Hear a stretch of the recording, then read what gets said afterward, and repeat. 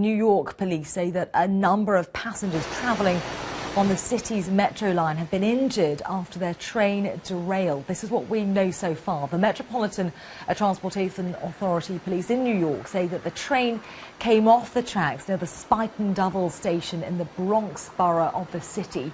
At least 5 carriages are believed to have derailed, although it's not known how many passengers were hurt or the extent of their injuries. The fire department says 130 firefighters are on the scene. One witness, called Edwin Valero, was in an apartment building above the accident scene when that train derailed.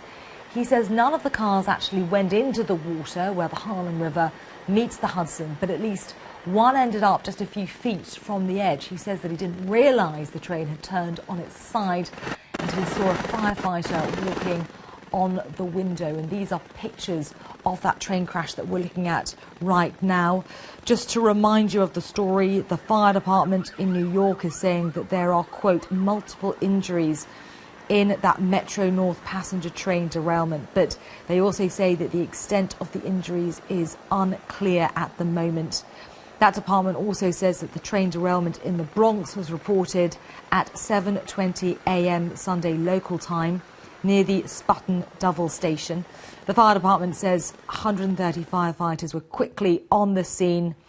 The authorities say 4 or 5 cars on that 7-car train derailed about 100 yards north of the station on a curved section of the track.